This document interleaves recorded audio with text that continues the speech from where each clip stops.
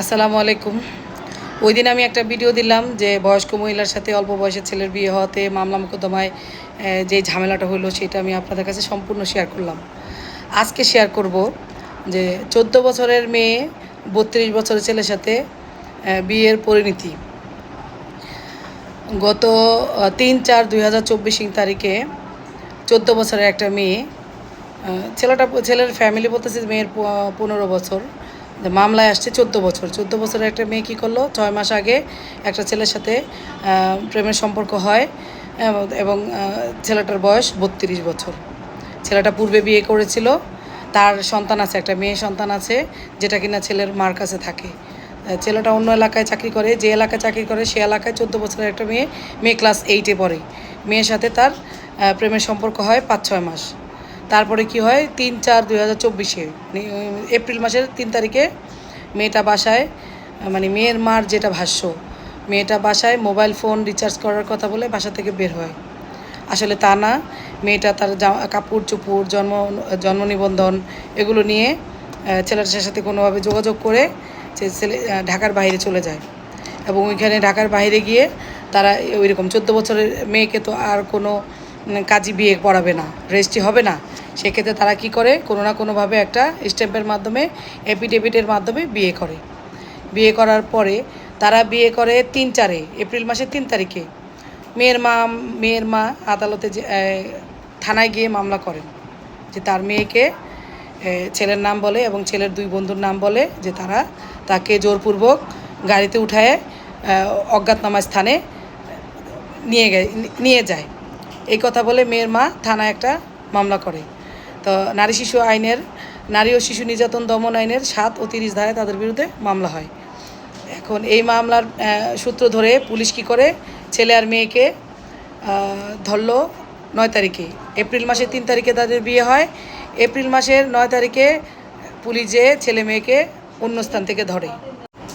9 তারিখে ধরলে তাদের সাংসারিক লাইফ হলো মাত্র 5 দিন। দেখেন, অল্প বয়সের মেয়ের বিয়ে করলে তার পরিণতি কী হয়। এখন ছেলেটা মেয়েকেও আদালতে আনেন, ছেলেকেও আনে। ছেলেকে আদালতে আনার পর কি করে, তাকে জেলে পাঠায় আর মেয়েটার 22 ধারা জবানবন্দি নেয়। এখন বাচ্চা মেয়ে 14 বছর, পুলিশ টুলিশ দেখা ভয় পেয়ে সে নেগেটিভ বলে। 22 ধারা জবানবন্দিতে সে পুলিশ যেভাবে শিখাই দিছে সেভাবেই দেয়। তারপরে মেয়েটা নিজের জিম্মায়, যদি মেয়েটা ওইভাবে ছেলের জন্য পাগল থাকতো বা ওইভাবে ভয় না পাইতো, তাহলে সে নিজের কাস্টডিতে চলে যেত। নিজের জিম্মায় চলে গেলে কি হতো, তাই সে যে মেয়েদের যে কিশোরাগার জেল আছে সেখানে চলে যেত। কিন্তু মেয়ে কি করছে, তার মার সাথে বাসায় চলে গেছে। আদালত থেকে তার গার্জিয়ান জিম্মায় নিতে চাইছে, সেই মেয়ে তার বাবা মার সাথে চলে গেছে। এখন বিপদে পড়ল কে, ছেলে না? ছেলে আজকে দীর্ঘ 2.5 মাস যাবৎ জেল হাজতে আসছে। নিম্ন আদালত তো জামিন দিবেই না, অপহরণ মামলায় নিম্ন আদালত জামিন দেয় না। আমরা সিআর মিস করলাম, গতকালকে এই মামলার শুনানি ছিল। তো সিআর মিসে আমরা যখন জামিন চাইলাম, আদালত সবই দেখলো।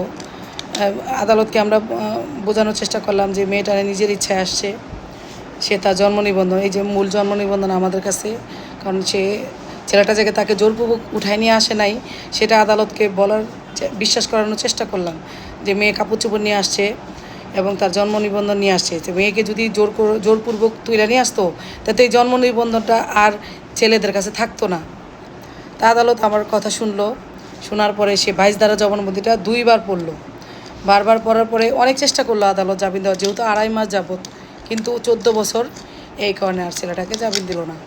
তো এই অল্প বয়সের মেয়ে বিয়ে করলে তার পরিণতি দেখেন, যে যদি মেয়েটার যদি 17 বছরও হইতো তারপরও কিন্তু ছেলেটা পার পাইতো।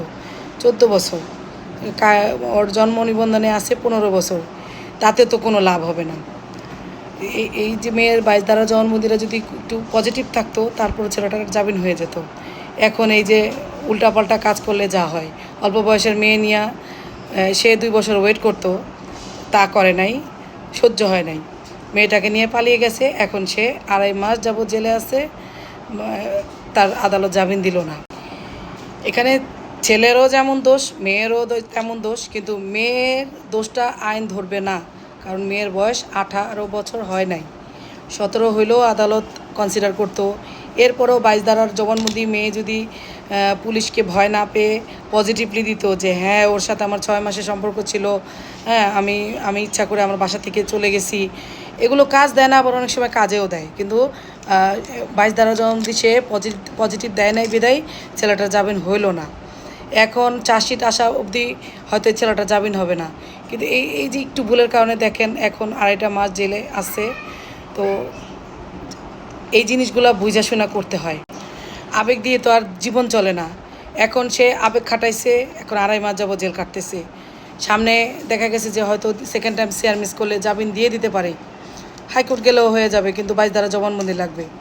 তো এই সে নিয়ে মামলায় খুব জটিলতা হচ্ছে। বন্ধুবান্ধব যাদেরকে দুইজন বন্ধুকে আসামি করছে তাদের কিন্তু নিম্ন আদালত থেকে জামিন হয়ে গিয়েছে, কিন্তু এই ছেলেটার হচ্ছে না। যেহেতু মূল মানে দেখছে যে আদালত ছেলেটার 32 বছর, মেয়েটার 14 বছর, এজন্য কনসিডার করে নাই যে এত অল্প বয়সের মেয়ে নিয়ে তুই কেন। আর পলায় আসলেও তো দেখা গেল যে একজন আইনি পরামর্শ নিয়ে নিতে হয় যে এর নিয়ে আমি যদি যাই, যখন দেখলো যে তার বিয়ে হচ্ছে না, কোনো কাজই তাকে বিয়ে পড়াচ্ছে না, সেই ক্ষেত্রে তো তার ভয় পাওয়া উচিত ছিল যে মেয়েটাকে আবার তার বাসায় দিয়ে আসি, তাহলে হয়তো এই ধরনের এত বড় বিপদে পড়তো না। বয়সের সাথে সামঞ্জস্য করে একটা এসব করা উচিত। একদম হুট করে আকাশের উপরে উঠা যায়, আবার একদম নিচে নেমে যায়। অতি বয়স্ক মহিলাদের নিয়েও দেখা গেল অ্যাভেলেবেল মামলা খাচ্ছে, আবার অল্প বয়সের মেয়েদের নিয়েও এই যে অপহরণ মামলা খাচ্ছে। তো এই জিনিসগুলো যদি একটু আমরা চিন্তা ভাবনা করি।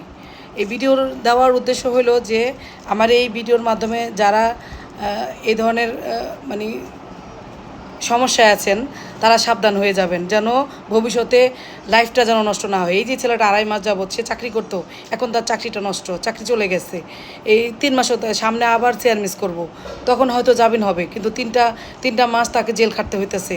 তার লাইফে আবার পরবর্তীতে এই মামলায় এসে তাকে হাজিরা দিতে হবে, কত একটা হযবরল অবস্থা। তো এইভাবেই তো মানুষের জীবনগুলো, এরা কেন বুঝে না যে অল্প বয়সে কেন এই ধরনের নিজের লাইফ এখন গড়ার সময়, এই সময় যদি আমরা এই ধরনের ভুল ভ্রান্তি করি তা আর বয়স তো পড়েই রয়েছে। তো এতটুকু মেয়ে নিয়ে সে যেহেতু একবার বিয়ে করছে, তার উচিত ছিল একটা বিবাহিত তালাকপ্রাপ্তা মেয়ে বা বিবাহিত মেয়ে অল্প বয়সের করলেও তো একটা একটা একটা বয়সের সামঞ্জস্য রেখে যদি সে এই কাজটা করতো, তাহলে তার এই বিপদে আর পড়তে হতো না। এখন তো লাইফটাই তার একদম মানে একটা লাইফটাই তার এখন কেমন হয়ে গেল। জামিনে বের হওয়ার পর তো আবার এই মামলায় মেয়ের মা আসবে, তার এই মামলায় হাজিরা দিতে হবে। মামলা শেষ হইতে হইতে 4-5 বছরও লেগে যেতে পারে, 7 বছরও লেগে যায়। অনেক মামলা 12 বছরও চলতেছে, শেষ হয় না। তো সে তো অন্য কোথাও মুভ করতে পারবে না, তো তার লাইফটার অর্ধেক কিন্তু এখানেই নষ্ট হয়ে গেল। তো এই জিনিসগুলা চিন্তা ভাবনা করে আগানো উচিত। ধন্যবাদ সবাইকে। আর সবাইকে আমি একটা কথা বলবো যে অনলাইনে কেউ বিশ্রীভাবে আসে না, সবাই চায় যে আমাকে একটু পরিপাটি দেখা যাক, তাই না? আপনারা এই যে উল্টাপাল্টা, আরে ভাই আমি আইন দিতেছি, আইনটা শুনেন না, আপনাদের তো উপকারও আসতে পারে। যার আসে না তার তো উল্টাপাল্টা কথা বলার কোনো দরকার পড়ে না। কেন রে ভাই, আপনারা তো ঘরে সবাই আসে না? যে আর যেভাবে মন চাইতেছে বলতেছেন। সবাই তো চায় যে অনলাইনে তাকে একটু একটা পরিবারে একটা সৌন্দর্যভাবে না আসলে কেমন দেখা যায়, গ্রহণযোগ্যতা তো লাগে। আপনারা যেভাবে পারেন সেভাবে কমেন্টস করেন। কেন? আমি কি এখানে সবার উপকার করতে আসছি না? অপকার তো আর করার জন্য আসছি না। এগুলো বলতেছি, হয়তো আপনি উল্টাপাল্টা কথা বলতেছেন, আপনার উপকার হইতেছে না, আর দুজনের তো উপকার হইতেছে, ঠিক না? তো আশা রাখি যে সবাই আমার কথায় উপকৃত হবেন। ধন্যবাদ।